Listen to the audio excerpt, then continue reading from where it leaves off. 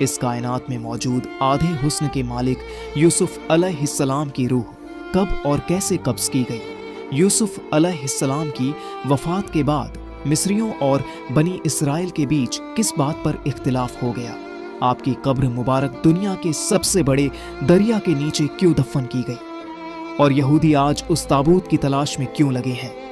اللہ نے ہر نبی کو خوبصورت حسن اور بہترین آواز والا بنا کر مبعوث فرمایا۔ حضرت یوسف علیہ السلام کو بے پناہ حسن سے نوازا گیا تھا، یعنی حضرت محمد صلی اللہ علیہ وسلم کے حسن کا آدھا حصہ اللہ نے حضرت یوسف کو عطا کیا تھا۔ یوسف علیہ السلام کا قصہ قرآن مجید میں موجود سب سے طویل لمبی کہانی ہے۔ کیسے ان کے سوتیلے بھائیوں نے انہیں حسد جلن کی وجہ سے کنویں میں پھینک دیا، پھر انہیں مصر کے بازار میں ایک غلام کے طور پر بیچ دیا گیا اور عزیز مصر کی بیوی نے انہیں جیل میں قید کروا دیا۔ لیکن ان تمام مصیبتوں، مشکلوں اور آزمائشوں کے باوجود حضرت یوسف ایک دن مصر کے طاقتور حکمران کے عہدے تک پہنچ گئے۔ جب یوسف علیہ السلام عزیز مصر کے عہدے پر فائز ہوئے تو ایک لمبی مدت کے بعد اللہ نے انہیں ان کے والد اور خاندان سے ملانے کا فیصلہ کیا۔ لہٰذا حضرت یعقوب اپنے اہل و عیال پریوار کے ساتھ مصر آئے اور 40 سال بعد باپ بیٹے آمنے سامنے ہوئے۔ دونوں کے دل تڑپ اٹھے اور دونوں دیر تک ایک دوسرے سے گلے مل کر خوب روئے۔ روایتوں کے مطابق حضرت یوسف کے پورے خاندان یعنی بنی اسرائیل، ان کے 11 بھائی، ان کی بیویاں، بچے اور حضرت یعقوب کے پوتے پوتیاں سب نے مصر میں آ کر سکونت اختیار کر لی۔ مصر کے بادشاہ نے بنی اسرائیل کو زمین کا ایک ٹکڑا عطا کیا جہاں انہیں آباد کیا گیا۔ مصر میں بنی اسرائیل کو رہنے کی اجازت ملی اور دھیرے دھیرے وہ وہاں بہت طاقتور ہو گئے۔ سرکاری عہدوں سے لے کر ویاپار اور سیاست تک بنی اسرائیل نے ہر میدان میں حصہ لینا شروع کر دیا۔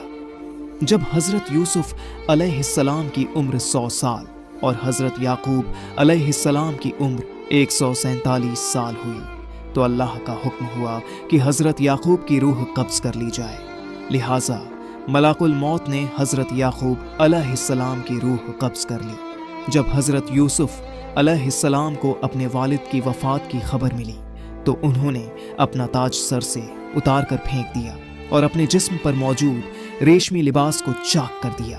وہ بے چینی کے عالم میں دوڑتے ہوئے اپنے والد کے جنازے پر پہنچے۔ جنازہ دیکھ کر حضرت یوسف علیہ السلام بے انتہا رونے لگے اور آسمان کی طرف نظر اٹھا کر دیکھا۔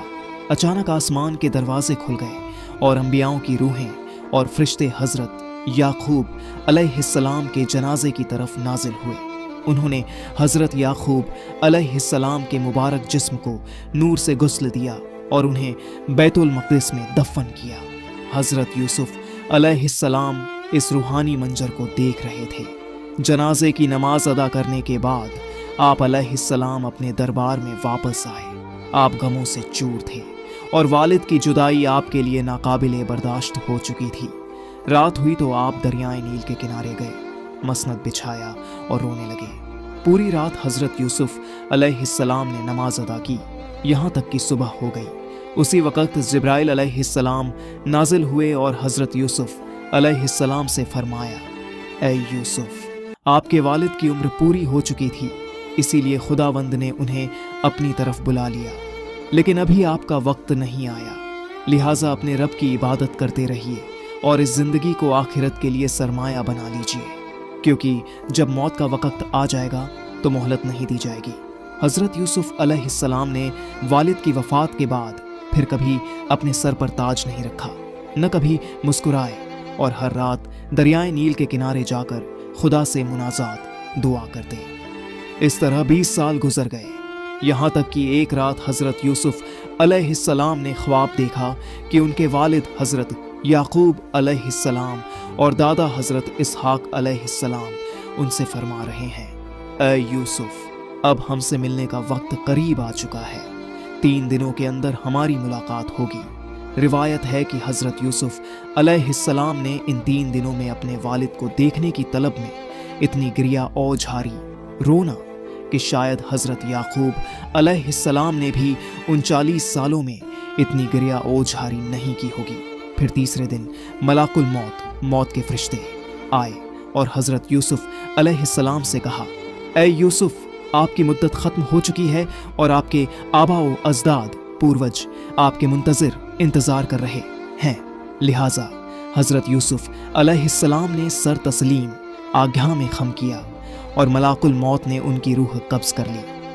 जब हजरत यूसुफ अलैहिस्सलाम की रूह कब्ज की गई और वह अपने जिस्म से जुदा होने लगे तो उनके भाइयों ने गिरिया ओझारी रोना धोना शुरू कर दिया।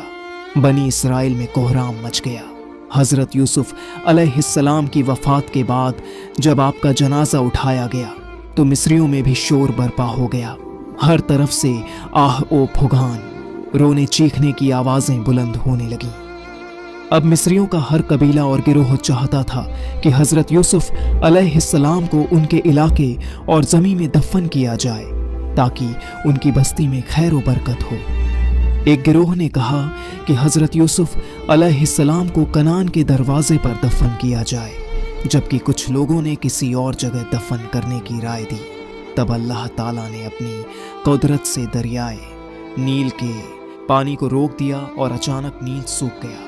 अहले मिस्र अल्लाह के इस मौजजे चमत्कार को देखकर समझ गए कि हजरत यूसुफ अलैहिस्सलाम के जिस्म मुबारक को दरियाए नील में दफन करना चाहिए ताकि अल्लाह का पानी आपकी कब्र मुबारक को छू कर गुजरे और तमाम मिस्र वाले इस पानी से बरकत हासिल कर सकें।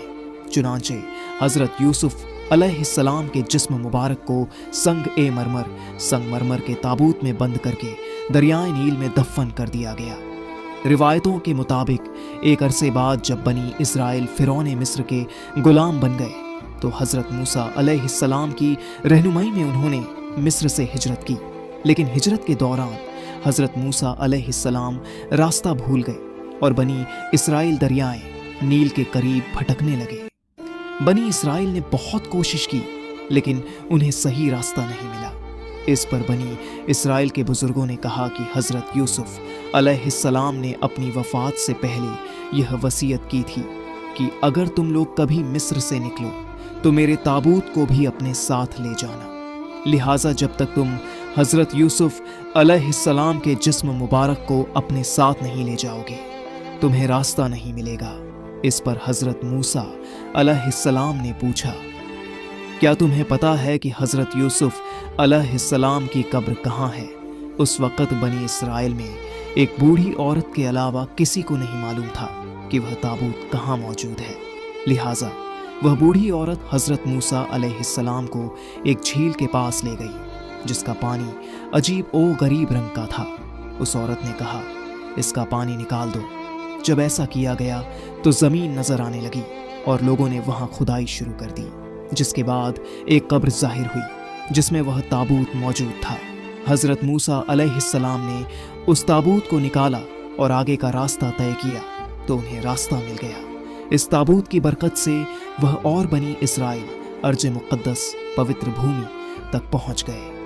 हजरत मूसा अलैहिस्सलाम ने फिलिस्तीन पहुंचकर इस ताबूत को एक खुफिया जगह पर दफन कर दिया। इस वाक़ये का जिक्र अहदनामा एक कदीम पुराना नियम की किताब यशूआ में मौजूद है। इसी तरह यहूदियों की एक मुक़द्दस किताब जेनेसिस रबा में भी इस किस्से का जिक्र आता है। लेकिन हजरत मूसा अलैहिस्सलाम ने इस ताबूत को लोगों से छुपाकर किसी नामालूम जगह पर क्यों दफन किया, इसका इल्म सिर्फ अल्लाह को है। इसके पीछे क्या हिकमत तत्व पोशीदा छुपी है यह कोई नहीं जानता। फिलिस्तीन के पश्चिमी किनारे पर एक शहर है जिसका नाम नाबलुस है। नाबलस में एक मुकाम ऐसा है जिस पर पिछले 50 सालों से इजरायली यहूदियों और फिलिस्तीनी मुसलमानों के बीच जंग जारी है। यहूदियों के मुताबिक नाबलस का यह मुकाम, जिसे वे मकाम यूसुफ जोसेफ स्टूम कहते हैं, एक मुकद्दस जगह है जहां हजरत यूसुफ अलैहिस्सलाम का मज़ार कब्र मौजूद है। दूसरी तरफ अली हरत और इब्न बतूता जैसे मुस्लिम मुहक्किकीन इतिहासकारों ने भी हेब्रोन और नाबलस को ही वह मुकाम करार दिया है। 1967 की अरब इसराइल जंग के बाद यहूदियों ने इस जगह पर कब्जा कर लिया जिससे यह मुकाम इसराइल के कंट्रोल में चला गया। سال 1990 میں یہودیوں نے اس جگہ کو ایک آرمی بیس میں تبدیل کر دیا اور اسے یہودی ربیوں، دھارمک گروؤں کی نگرانی میں دے دیا گیا۔ اب سوال یہ ہے کہ یہ مقام یہودیوں کے لیے اتنا اہم اور مقدس کیوں ہے، اور حضرت یوسف علیہ السلام کے